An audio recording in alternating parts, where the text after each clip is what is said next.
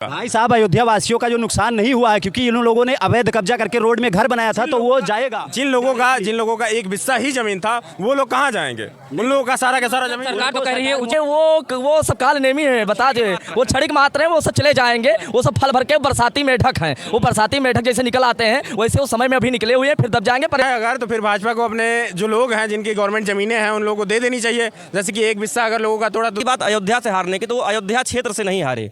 जो क्षेत्र सोहावल उधर है, दरियाबाद है, वो सारे क्षेत्र वो अच्छा कार्य कर रहे थे, मंदिरों को गिरा करके मजार बनवा रहे थे, वो बहुत अच्छा कार्य कर रहे थे। आज हमारे माननीय देख रहे हैं नेशनल अयोध्या, मैं हूं अयोध्या के रामपेड़ी घाट पर। यहां पर दीपोत्सव की तैयारियां काफ़ी ज़ोरों से चल रही है।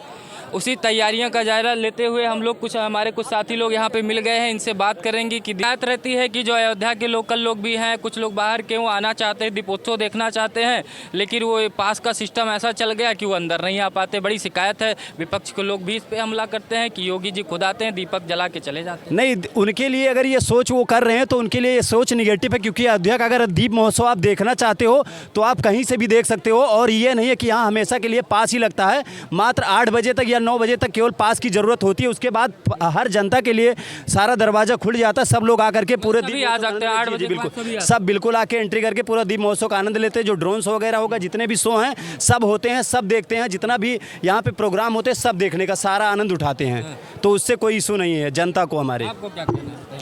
जिस प्रकार से दीप उत्सव हो रहा है इस बार, जो है कि ओपनिंग के पहली बार जो है कि बहुत ही भव्य हो रहा है, लेकिन इस प्रकार जो है जो अयोध्या वासी हैं इन लोगों के लिए भी गवर्नमेंट को कुछ सोचना चाहिए। जिस प्रकार से लोगों के घर तोड़े जा रहे हैं, इन लोगों के बारे में भी इन लोगों को ज़मीन देना चाहिए, घर देना चाहिए और फ्लैट्स देने चाहिए। इस प्रकार के कुछ व्यवस्थित जो है कार्यक्रम गवर्नमेंट को करने चाहिए।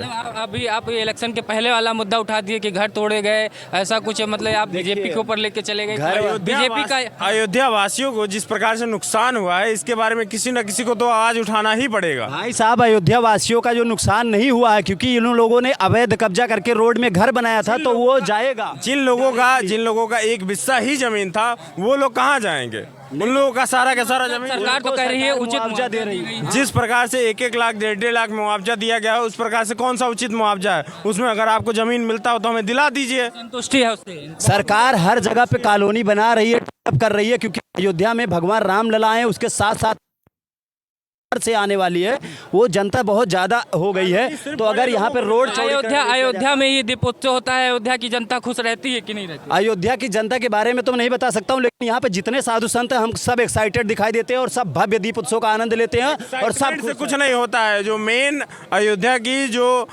जरूरी जनता है उन लोगों से जानना जरूरी होता है। एक्साइटमेंट से क्या होता है? जो नुकसान हुआ है भरपाया करेगा गवर्नमेंट। क्या साधु संतों का ही प्रोग्राम है क्या आपके हिसाब से? हर एक जनता खुश है। ये यहाँ पे आप देख सकते हैं दीप महोत्सव के, जब दीप महोत्सव का प्रोग्राम शुरू होगा तो यहाँ की जनता से आप जा करके पता कर सकते हैं। कोई ऐसा इंसान नहीं है जिसके अंदर जो दीपक जला करके भगवान रामलला का भव्य स्वागत नहीं करेगा। अयोध्या की ही जनता, सब लोग खुशहाली से अपने घर पे दीपक जलाएंगे, हर एक घर में दीपक जलेगा और भगवान रामलला के आने का भव्य स्वागत होगा। कहते हैं कि जब से बीजेपी आई लोगों को इसी में भ्रमित करके रखी हुई है, न विकास पे न रोजगार पे, इन सब पे ध्यान हटा के इन्हीं सब पे ध्यान लगा के रखती है, क्योंकि उपचुनाव आ गया। देखिए, ऐसा कोई मुद्दा नहीं है। हमारे भगवान रामलला हम लोगों के लिए प्राण से प्रिय हैं और भगवान के बिना कोई काम नहीं हो सकता है, सब पता है। क्योंकि ये जो सब कुछ है वो सब मोह माया है, एक सब कुछ एक दिन त्याग के चले जाएंगे।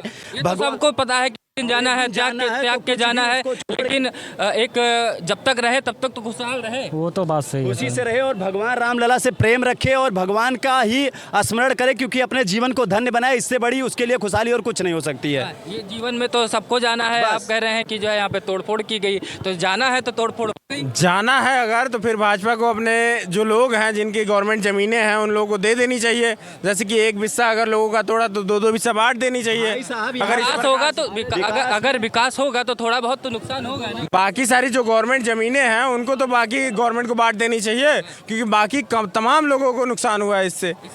आप इधर करिए, फ्रेम इधर करिए, इनकी तरफ ये बताइए। पहली बात, यहाँ पर कोई नुकसान नहीं हुआ है। यहाँ डेवलप यदि किया जाएगा तो थोड़ा, जैसे परिवार जब ज़्यादा बड़ा होता तो अपने घरों को सुरक्षित किया जाता, उसको बड़ा किया जाता। वैसे अयोध्या में कोई नुकसान नहीं हुआ और भव्य दिव्य नव्य का ये दीपोत्सव हम सब लोग मनाएंगे। और रामलला सरकार अब तो राजा बनने जा रहे हैं, अब वो पहली बार महल से नहीं अपने ठाठ में आए हुए हैं। अब भव्य दीपावली, पूरा दुनिया खुश है, पूरे अयोध्यावासी खुश है। इसमें जी आएंगे कि नहीं अब की बार, क्योंकि अब की बार पहला दीपोत्सव है कि बीजेपी का सांसद नहीं है, तो सांसद जी आएंगे सब? बिल्कुल सांसद जी आए, और सांसद जी को राजनीति नहीं करना चाहिए। मैं इस चैनल के माध्यम से कह रहा हूँ, उनको इससे कोई राजनीति से जोड़ने का कार्य नहीं है। ये सनातन का कार्य है, सनातन में सभी धर्मों का, सभी जातियों का, ये हमारे सब भाई हैं। इसमें सब लोग को भव्य नव्य दिव्य कार्यक्रम जो ये दीपोत्सव हो रहा है, पूरा ये भारत वर्ष जाने का, ये अखंड भारत जो है, इसमें देन आपको किसकी देन लग रही है कि अयोध्या में ये सब जो चीज़ें हुआ है? ये सब मोदी जी, माननीय योगी जी की देन है। और परमात्मा की विशेष अनुकंपा उनके ऊपर बरसी, तो ये भव्य नव्य दिव्य कार्यक्रम भारतीय जनता पार्टी को कहा जाता है कि सनातन के एक तरफ से लेके चलती है, लेकिन उन्होंने सनातन के लिए राम मंदिर के अलावा छोड़ दिया जाए तो उन्होंने क्या हिंदुओं के लिए क्या विशेष काम किया? हिंदुओं के लिए बहुत कार्य किया है। हिंदू बढ़िया से घूम रहे हैं, दंगा नहीं हो रहा है। और पहली बात, वो खुले में घूम रहे हैं। बहराइच में हो तो हमारे बहन बेटियों, हम उसके मामला में वहाँ पर पूजा करा रहा था, मैं उसके भी मामला जाना, मैं डिबेट में भी दिया हूँ, उसके बारे में भी बताऊँगा दंगा किस लिए हुआ है।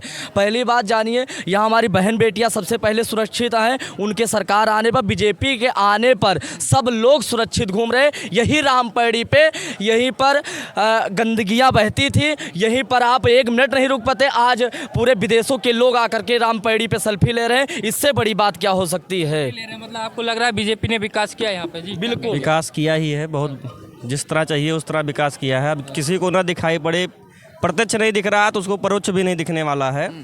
और कहा गया धर्मो रक्षत रक्षिता, अगर हम धर्म की रक्षा करेंगे तो धर्म हमारा भी रक्षा करेगा। तो इसके साथ जो है, जो लोग अताताई हमेशा रहे हैं और उनका वर्चस्व नहीं रहा है, क्योंकि सत्य के आगे वो टिक नहीं सकते हैं, वो सिर्फ पल भर के लिए हैं। बस यही कहना है कि यह जो दीपोत्सव मनाया जा रहा है, इसके पहले भी सरकारें तमाम आई गईं, ऐसा नहीं है। लेकिन यहाँ मोदी योगी जी ने इसका, जैसे कहते हैं, हिंदू की रक्षा के लिए उन्होंने इसको जो है दिव्य और भव्य बनाया। तो बीजेपी ने इतना काम अगर यहाँ पे कर दिया था अयोध्या में, तो क्या कारण बन गया हारने का? देखिए, ये तो आना और जाना, ये प्रकृति का नियम है। जो आया है सनातन किसी का नहीं है कि यहाँ हमेशा रहेगा। जनता में कहीं कुछ रहा होगा। और रही बात अयोध्या से हारने की, तो वो अयोध्या क्षेत्र से नहीं हारे।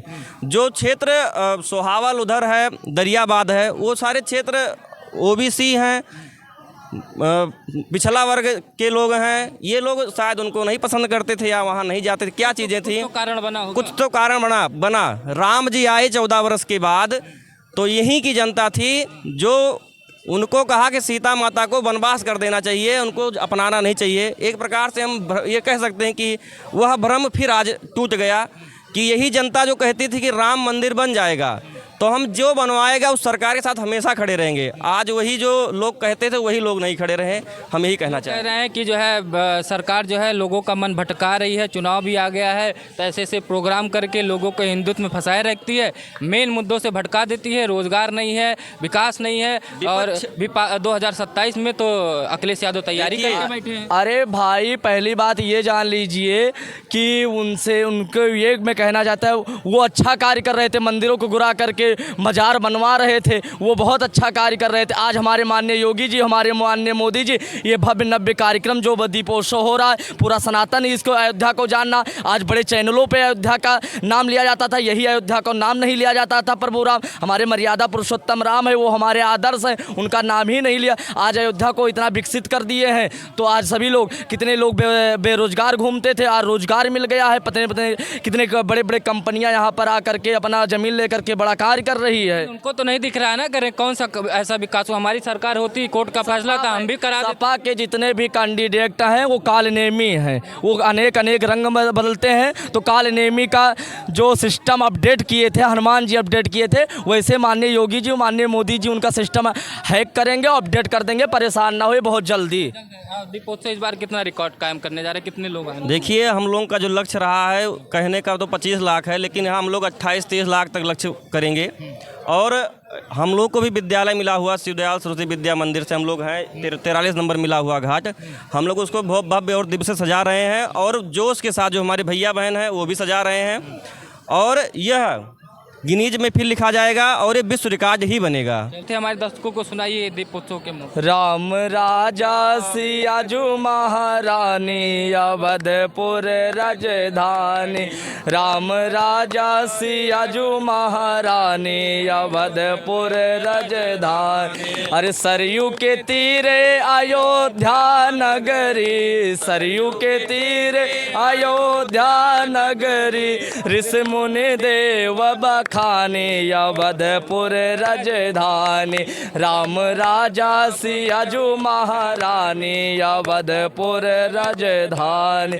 हमारे राम राजा बनने वाले हैं और भव्य दिव्य अपने घर में आप लोग दीपदान करें, दीपोत्सव मनाएं और हम सब लोग समस्त साधु संत और समस्त सनातनी धन और 31 तारीख को और यहाँ 30 तारीख को होगा 31 भव्य दीपावली हम सब मनाएं अपने घर में और एक एक सनातन झंडा अपने घर पे लगाएं और सभी लोग रामचरितमानस का पाठ करें और हनुमान चालीसा का पाठ करें और भव्य दिव्य टीवी के प्रचार के माध्यम से आप लोग अपने घर में आनंद उठाएं। जय जय। उत्साह देखिए, भजन के माध्यम से भी इन्होंने अयोध्या का एक तरीके से चित्रण कर दिया कि अयोध्या के राजा राम थे हैं और रहेंगे, बिल्कुल और जो मान रहे हैं राजनीतिक वाले सांसद जी को राजा बना दिए थे तो अरे वो सब काल नेमी है, बता दे वो क्षणिक मात्र हैं, वो सब चले जाएंगे, वो सब फल भर के बरसाती मेढक हैं, वो बरसाती मेढक जैसे निकल आते हैं वैसे वो समय में अभी निकले हुए हैं, फिर दब जाएंगे, परेशान ना होइए। हम सबको उत्साह। ये देखिए अयोध्या की जनता थी जो कि यहाँ की लोकल जनता थी, किसी मुद्दे पे आपस में लेके लोग को मतभेद भी हो सकता है, लेकिन कुल मिला के देखा जाए कि अयोध्यावासी इस बात से खुश हैं कि अयोध्या में एक बहुत बड़ा कार्यक्रम होता है, हर साल होता है, लोगों को इंतजार रहता है